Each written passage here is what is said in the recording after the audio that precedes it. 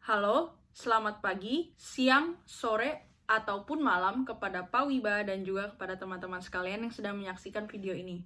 Perkenalkan, saya Cleolintia Ferin dari kelas A dengan NIM 010432300015 dan untuk ujian akhir semester mata kuliah keamanan internasional, saya akan menjelaskan insights apa saja yang telah saya dapatkan dari awal pertemuan hingga akhir pertemuan dan juga insights yang saya dapatkan setelah menyaksikan 3 video yang telah diberikan oleh Pak Wiba. Selamat menyaksikan. Baik, pertama saya akan menjelaskan insights apa saja yang telah saya dapatkan setelah mempelajari materi terkait national security. Jadi, setelah saya membaca materi tersebut, saya mempelajari bahwa national security atau keamanan nasional merupakan suatu hal yang penting untuk menjaga keamanan negara secara menyeluruh. Jadi, tugas utama dari keamanan nasional ini adalah untuk melindungi negara beserta rakyatnya dari segala serangan atau mara bahaya melalui pemeliharaan angkatan bersenjata. Begitu juga dengan menjaga rahasia suatu negara. Kemudian, national security ini juga memiliki fokus terhadap pertahanan nasional, perlindungan serangkaian kepentingan geopolitik, ekonomi, dan lain sebagainya. Jadi, perlu kita ketahui pula bahwa keamanan nasional ini tidak hanya mempengaruhi kebijakan terkait pertahanan saja, melainkan kebijakan luar negeri dan berbagai kebijakan lainnya pula. Pertahanan dan kebijakan luar negeri penting untuk dipandang sebagai hal yang saling memperkuat dan bukan sebagai pengorbanan yang tidak memberikan keuntungan dalam sebuah pertikaian anggaran.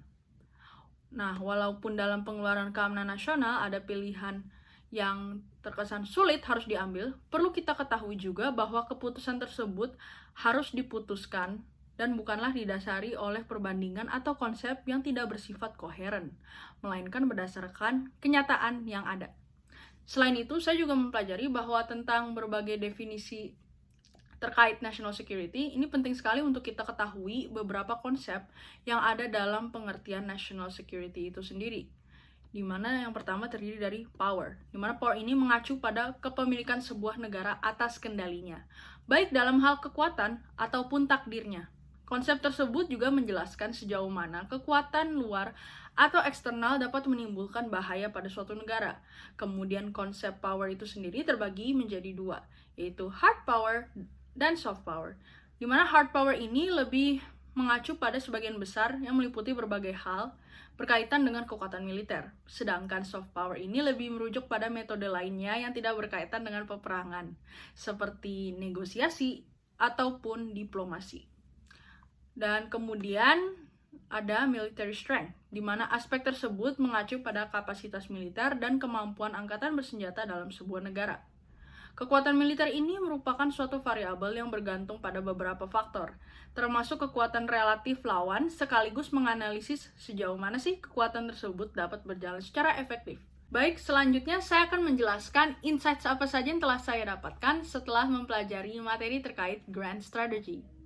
Jadi, setelah mempelajari materi terkait grand strategy, saya dapat mengetahui bahwa Hart memandang grand strategy sebagai suatu hal yang bertujuan untuk mengkoordinasikan seluruh sumber daya negara demi mendapatkan pencapaian politik perang. Kemudian beliau juga menggambarkan situasi dunia sebagai negara-negara yang selalu berperang ataupun berdamai juga. Hal tersebut dapat dikatakan benar karena dengan menyatukan berbagai unsur seperti ekonomi dan keamanan negara, kedua aspek tersebut memainkan peran signifikan demi mencapai kepentingan nasional. Begitu juga dengan keamanan nasional bagi negara-negara.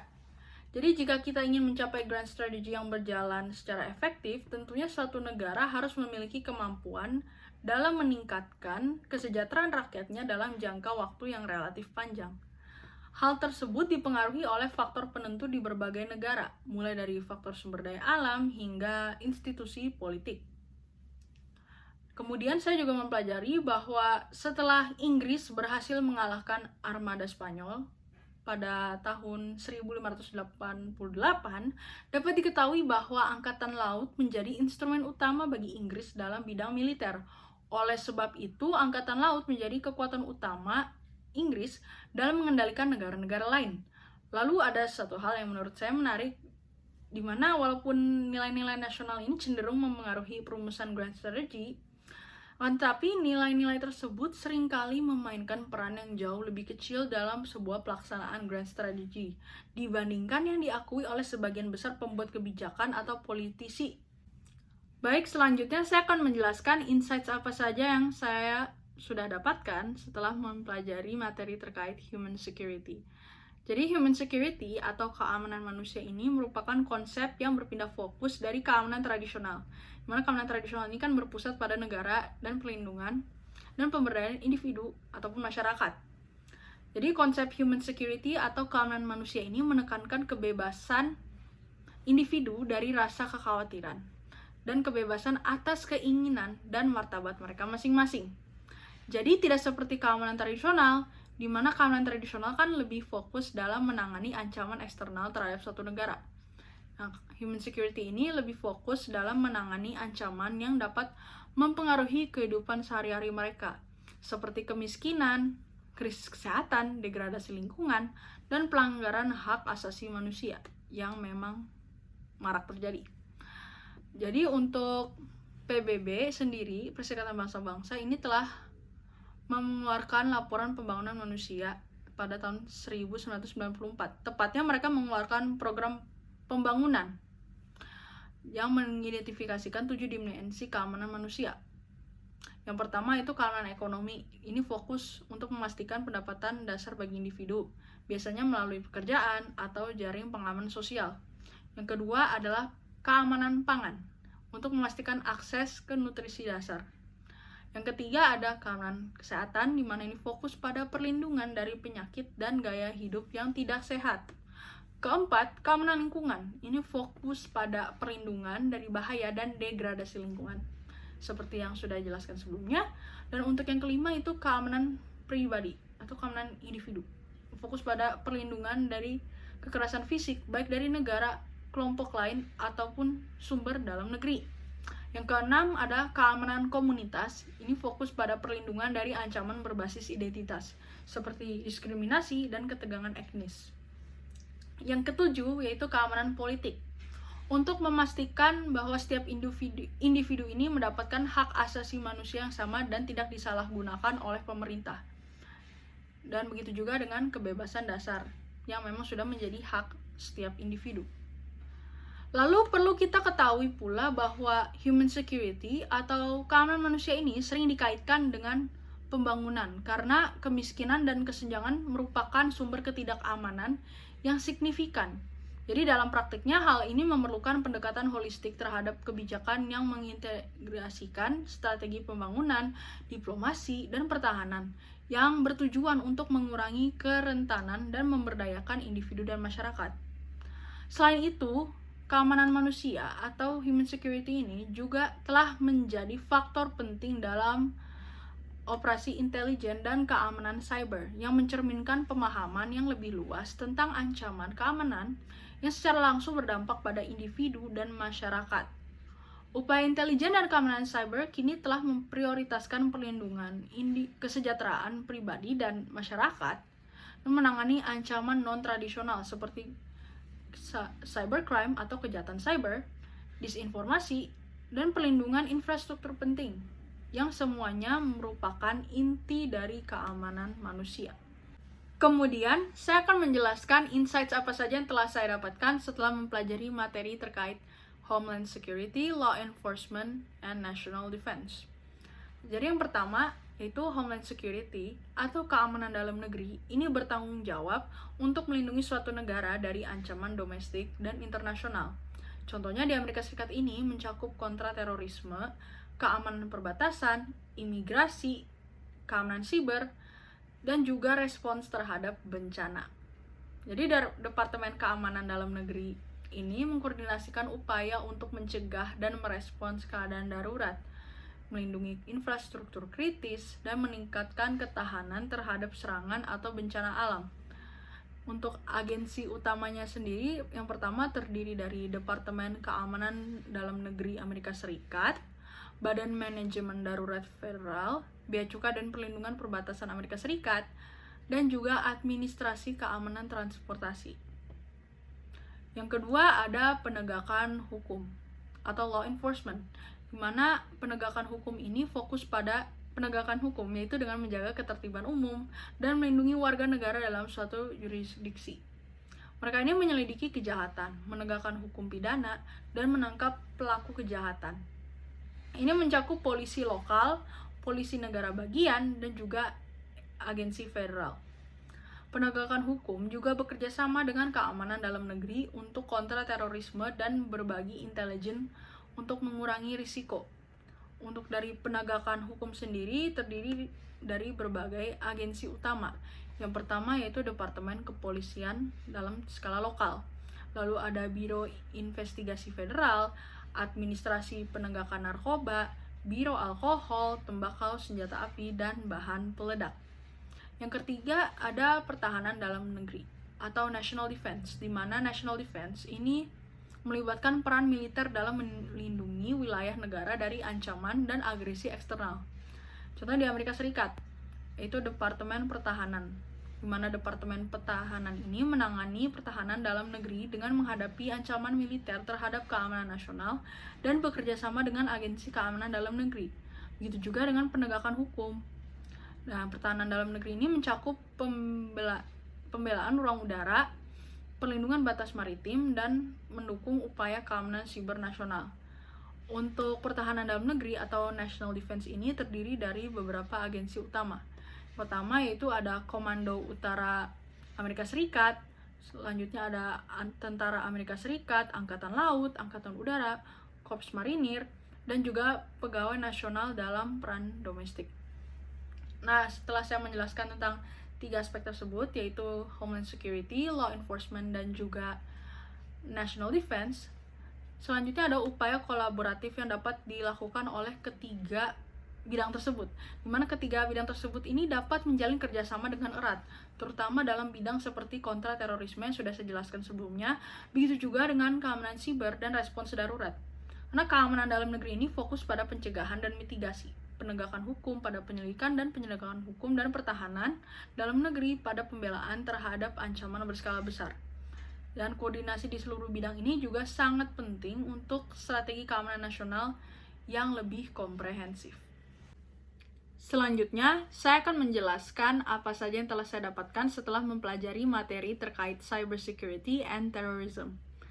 Jadi untuk yang pertama, cybersecurity atau keamanan siber ini merupakan bidang keamanan yang fokus pada perlindungan sistem, jaringan, data, dan perangkat dari ancaman atau serangan yang dapat merusak integritas, kerahasiaan, atau ketersediaannya. Jadi keamanan siber atau cybersecurity ini bertujuan untuk menghindari kebocoran data, pencurian informasi, serta kerusakan sistem yang dapat mengganggu operasional bisnis atau kehidupan pribadi seseorang. Jadi untuk beberapa aspek penting dalam keamanan siber ini, yang pertama meliputi kerahasiaan atau confidentiality, di mana ini untuk melindungi data agar hanya dapat diakses oleh pihak yang memang memiliki wewenang atas data tersebut. Dan untuk teknik seperti enkripsi sering digunakan untuk menjaga kerahasiaan data tersebut. Selanjutnya ada integritas atau integrity, di mana ini untuk memastikan bahwa data tidak diubah atau rusak tanpa izin dari pihak yang berwenang. Dan hal ini mencakup pengawasan terhadap sistem untuk mendeteksi perubahan yang tidak sah. Selanjutnya ada autentikasi dan otorisasi, di mana ini merupakan proses verifikasi identitas pengguna dan memastikan mereka memiliki izin untuk mengakses suatu sistem tertentu. Selanjutnya ada pelindungan dari malware, di mana ini menggunakan perangkat lunak, antivirus, atau sistem deteksi intrusi untuk melawan program berbahaya seperti virus dan ransomware. Dan selanjutnya ada keamanan jaringan. Ini tuh melibatkan perlindungan terhadap infrastruktur jaringan seperti firewall dan sistem deteksi intrusi untuk menghindari akses yang tidak sah. Dan dengan meningkatnya ancaman dari serangan siber ini yang semakin kompleks, organisasi dan individu ini perlu menjaga kesadaran dan mengambil langkah yang lebih proaktif untuk melindungi aset digital mereka. Nah, kemudian saya akan menjelaskan insight yang setelah saya dapatkan setelah mempelajari materi terkait terorisme, di mana terorisme ini merupakan tindakan kekerasan atau ancaman kekerasan yang dilakukan dengan tujuan untuk menciptakan ketakutan atau kecemasan di masyarakat, lingkungan masyarakat. Seringkali untuk mencapai tujuan politik, ideologi, agama, atau sosial tertentu. Pelaku terorisme biasanya berusaha menciptakan dampak yang lebih besar dari tindakan mereka dengan mempengaruhi opini publik, menekan pemerintah, ataupun mempengaruhi kebijakan melalui penggunaan kekerasan.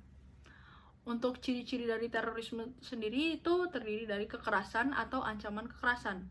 Terorisme ini melibatkan serangan fisik atau ancaman yang dapat menimbulkan kerusakan besar terhadap orang, properti, ataupun infrastruktur. Selanjutnya ada tujuan politik atau ideologis, di mana pelaku terorisme seringkali memiliki tujuan tertentu, seperti menggulingkan pemerintahan, memperoleh kekuasaan, atau menyebarkan ideologi tertentu. Selanjutnya itu ciptakan ketakutan, di mana itu menjadi salah satu tujuan utama dari terorisme. Dimana untuk menciptakan ketakutan yang meluas di kalangan masyarakat, bukan hanya terhadap korban secara langsung, tetapi juga pada masyarakat secara menyeluruh. Selanjutnya ada sasaran sipil, di mana terorisme seringkali menargetkan warga sipil yang tidak terlibat langsung dalam konflik atau tujuan politis tertentu untuk memaksimalkan dampak psikologis. Dan untuk terorisme sendiri terdiri dari beberapa jenis. Yang pertama itu terorisme internasional, di mana terorisme ini dilakukan oleh kelompok atau individu yang memiliki jaringan internasional dan seringkali menargetkan sasaran di luar negara asal mereka, seperti serangan terhadap kedutaan, penerbangan internasional, ataupun lembaga internasional. Selanjutnya ada terorisme domestik, di mana terorisme dilakukan oleh kelompok atau individu yang beroperasi dalam satu negara tertentu, dengan sasaran yang umumnya berada dalam wilayah negara tersebut. Kemudian ini yang dapat dikatakan umum, yaitu terorisme agama, di mana terorisme yang dilatar belakangi oleh keyakinan agama dan digunakan untuk mencapai tujuan yang dianggap sah menurut kelompok agama tertentu, seperti yang sering terlihat pada kelompok ekstremis. Selanjutnya, saya akan menjelaskan insights apa saja yang telah saya dapatkan setelah menyaksikan video terkait CyberSage Unmasking China's Assault on Global Networks.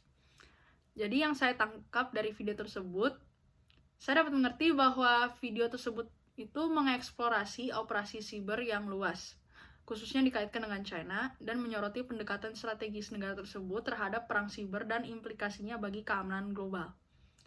Jadi video tersebut itu menyajikan analisis mendalam tentang aktivitas siber di China dan menjelaskan bagaimana peretas yang didukung negara telah menyusup ke jaringan di seluruh dunia. Dan hal tersebut menekankan penggeseran dari sekedar mencuri informasi menjadi tujuan untuk mengganggu dan merusak infrastruktur kritis. Dan para ahli dalam video tersebut, termasuk profesional keamanan siber, mereka memberikan komentar tentang implikasi dari ancaman cyber ini. Jadi mereka membahas potensi serangan berskala besar di masa depan dan perlunya langkah-langkah keamanan siber ini yang harus lebih kuat untuk melindungi terhadap ancaman semacam itu. Dan dokumenter ini juga membahas bagaimana negara-negara merespon ancaman ini dan menekankan pentingnya kerjasama internasional dalam upaya keamanan siber demi mengurangi risiko yang ditimbulkan oleh peretasan yang didukung negara. Jadi dari yang saya tangkap lagi, video ini tuh berfungsi sebagai sebuah pengingat atau reminder penting tentang landscape perang siber yang terus berkembang, di mana negara-negara seperti China ini memanfaatkan teknologi tidak hanya untuk spionase tetapi juga untuk potensi sabotase. Dan terakhir, saya akan menjelaskan hal-hal apa saja yang telah saya dapatkan setelah menyaksikan video terkait The Next Global Superpower Isn't Who You Think dari Ian Bremmer dari TED Talks, di mana video tersebut itu menantang pemikiran kita terkait siapa yang akan menjadi kuasa global di masa depan. Jadi yang saya dapatkan dari video tersebut yaitu Ian Bremmer menunjukkan bahwa konsep tradisional terkait kuasa global dengan Amerika Serikat ataupun Uni Soviet sebagai pusat tidak lagi bersifat relevan. Jadi beliau mendorong kita untuk mempertimbangkan aktor baru yang dapat memainkan peranan utama dalam politik internasional. Contohnya seperti India, Afrika Selatan, dan berbagai negara lainnya yang ada di benua Asia. Kemudian Ian Bremmer sendiri menekankan pentingnya demografi dalam menentukan kemampuan ekonomi dan politis suatu negara.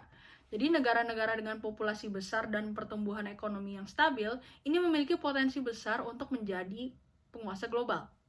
Selanjutnya terkait teknologi dan keamanan. Jadi dalam konteks modern ini, teknologi bukan saja merupakan alat pembangunan, melainkan faktor keamanan. Jadi Ian Bremmer membahas tentang bagaimana teknologi dapat digunakan baik untuk kebaikan maupun kejahatan, dan membuat sistem internasional itu harus adaptif dan responsif terhadap perkembangan teknologi.